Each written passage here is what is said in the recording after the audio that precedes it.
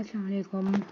My name is Noreen Fatima and welcome to Psychic Learners Academy by Bia Baloch. So today we have the topic biological differences between genders by through hormones and nervous system, which is lesson number 8. तो हम hormonal abnormalities की बात कर रहे थे. तो पहला hormonal abnormality है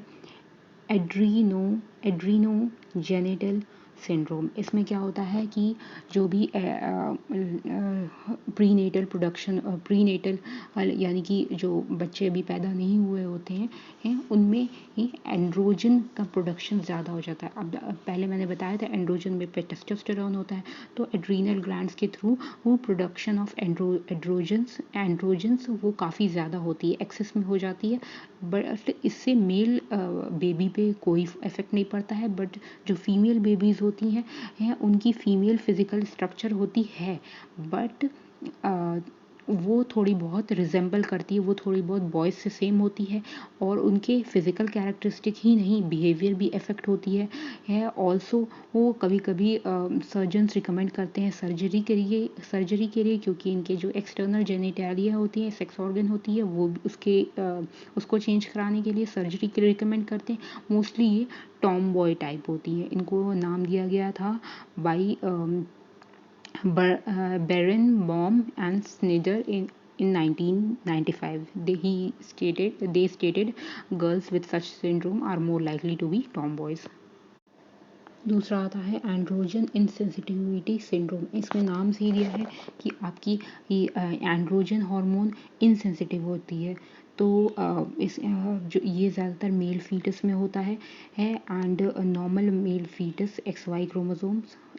तो इसमें क्या होता है एंड्रोजन रिसेप्टर्स होते हैं, उनकी फंक्शनिंग एबनॉर्मल होती है एंड हैंस इसकी वजह से ये बेबीज़ बर्थ के टाइम गर्ल्स लगती हैं कि बेबी गर्ल हुई है, बट वो बेबी बॉय होता है असल में ये. और इनकी ये जो मेल रिप्रोडक्टिव स्ट्रक्चर है वो भी डेवलप अच्छे से नहीं होती है. तो वो एक तरह से ये कह सकते हैं कि डेवलपमेंट ऑफ वुल्फियन सिस्टम होता है which is female reproductive system and Mullerian system decline होता है. नेक्स्ट आता है कि how there is a difference in sex through nervous system. अब ऐसा होता है कि फिज़िकल एट्रीब्यूट्स फिज़िकल कैरेक्टरिस्टिक या फिर रिप्रोडक्टिव फंक्शन में तो मेन और वुमेन डिफरेंट होते ही हैं, बट इंटेलेक्चुअल प्रॉब्लम्स यानी कि दिमाग वाली चीज़ों में भी काफ़ी डिफरेंट होते हैं. जैसे कि कुछ रिसर्च स्टडीज़ ये बताते हैं कि साइज़ ऑफ द ब्रेन के साइज़ में ये काफ़ी डिफरेंस रहता है. जैसे कि वो कहा जाता है कि मेल्स का ब्रेन साइज़ फीमेल्स से ज़्यादा होता है. एक स्टडी के दौरान ये भी मतलब एक स्टडी जब हुई तो उसमें ये भी पाया गया कि जो हाइपोथैलेमस का रीजन है वो मेल रैट्स में ज़्यादा था as compare to in females. Also research ये भी कहते हैं कि जो मेन का जो left side of the brain है वो ज़्यादा डेवलप रहता है as compare to females, which is related to logical thought abstract या एनालिटिकल थिंकिंग. और जो वुमेन का right side of the brain है वो ज़्यादा डेवलप रहता है इन रिलेटेड टू वो मेन. तो जैसे कि इमेजिनेटिव ज़्यादा होती हैं, वो क्रिएटिव होती हैं. आपने देखा होगा वो डिज़ाइनिंग और ये सब चीज़ों में बहुत वो होती हैं, आर्टिस्टिक होती हैं यूजुअली. उनकी थिंकिंग अच्छी होती है. ऑल्सो वुमेन ये रिसर्च से ये भी रिवील हुआ है कि वुमेन मेमोरी से रिलेटेड याद वर्ड रिकॉल करने में, कोई बात रिकॉल करने में, ये उस चीज़ों में ज़्यादा सुपीरियर होती हैं, ज़्यादा एक्टिव होती हैं as compare to males. The psychological perspective about gender development and gender differences. अब जेंडर डेवलपमेंट मतलब क्या होता है? जेंडर डेवलपमेंट मतलब अपने किसी एक इंसान को खुद को आइडेंटिफाई करना कि वो मेल है या फीमेल है. जेंडर रोल क्या होता है? जेंडर रोल ये होता है कि जो भी ये आपके रोल्स यानी कि आपको जो भी हरकत जो भी बिहेवियर आपसे एक्सपेक्ट किया जाता है being a male and being a female, ये जो भी थिंकिंग सोच एक्सपेक्ट की जाती है या आपके लिए वो होती है, जो भी थिंकिंग पैटर्न होती है या बिहेवियर पैटर्न होती है एक मेल के लिए एक फीमेल के लिए, उसको कहते हैं जेंडर रोल. तो under the theories of psychology ये पहला आता है हमारा nature and nurture theory. Nature कुदरती, नर्चर यानी कि आपकी इन्वायरमेंट वो इन्वायरमेंटल एरिया या इन्वायरमेंटल इम्पैक्ट आप पे क्या है, उस हिसाब से आपका बिहेवियर किस तरह डेवलप होता है, किस तरह उस पर इम्पैक्ट पड़ता है, क्या इफेक्ट होते हैं।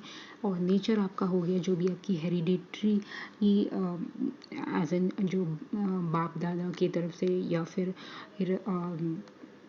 ये कह सकते हैं हेरिडिटरी एज एन जो भी आपके पेरेंट्स से मिला आपको वो XY क्रोमोसोम या X क्रोमोसोम्स जो भी नेचर कुदरती जो होती हैं, ओके, जो नेचुरल होती हैं उसको नेचर कहते हैं। एंड जो नर्चर होती हैं जो भी आपकी ये इन्फ्लुएंस जो भी इम्पैक्ट पड़ रहा है इन्वायरमेंट के थ्रू, उसकी वजह से आपके क्या बिहेवियर हैं, क्या जेंडर डिफरेंसेस हैं एक मेल और फीमेल के बीच, उसको कहते हैं nature and nurture in psychological theories for gender differences.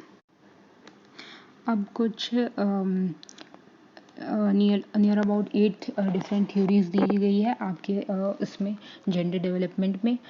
ये इन साइकोलॉजी पहला है बायोलॉजिकल अप्रोच जो कि हम लोग ऑलरेडी पढ़ चुके हैं। सेक्स क्रोमोसोम्स होते हैं तो सेक्स क्रोमोसोम मेल में क्या होते हैं XY होते हैं और फीमेल्स में XX होते हैं।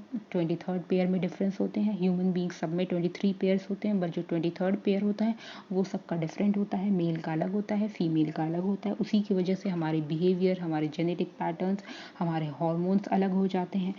हम बॉयज़ में एंड्रोजन और एस्ट्रोजन दोनों में होता है मेल एंड फीमेल में, बट इन मेल्स टेस्टोस्टेरोन यानी कि एंड्रोजन ज़्यादा होता है और फीमेल्स में एस्ट्रायोडोल यानी कि एस्ट्रोजन ज़्यादा होता है। और इन्हीं की वजह से यानी कि टेस्टोस्टेरोन की वजह से हम मेल्स में मैस्कुलिन कैरेक्टरिस्टिक आते हैं और एस्ट्रायोडोल यानी कि इन फीमेल्स में जो कि ये जिसकी वजह से फेमिनिन कैरेक्टरिस्टिक आते हैं। So it differentiates, it tells the difference, it tells the development of any gender. Also मैं कंबाइन करना चाहूँगी इसी में लेसन 9, क्योंकि ये आधी चीज़ इस चैप्टर में दी हुई है, आधी लेसन 8 में दी थी, तो मैं कंटिन्यू इसी के साथ कर देती हूँ। लेसन 9 है जो कि आपका थ्योरीज और जेंडर डेवलपमेंट है, उसमें नेचर एंड नर्चर था जो कि मैंने एक्सप्लेन कर दिया है कि उसमें क्या होता है। देन आपका आता है बायोलॉजिकल अप्रोच जो कि मैंने अभी थोड़ी देर पहले आपको एक्सप्लेन किया। ऑल्सो बायोलॉजिकल अप्रोच में आप ये भी पॉइंट ऐड कर लें कि जो मेल्स होते हैं वो ज़्यादा एग्रेसिव होते हैं इन बेसिक कल्चर में, और मेल चाइल्ड की मॉर्टेलिटी रेट यानी डेथ रेट भी हाई होती है in compare to female child. एक स्टडी है मोनी एंड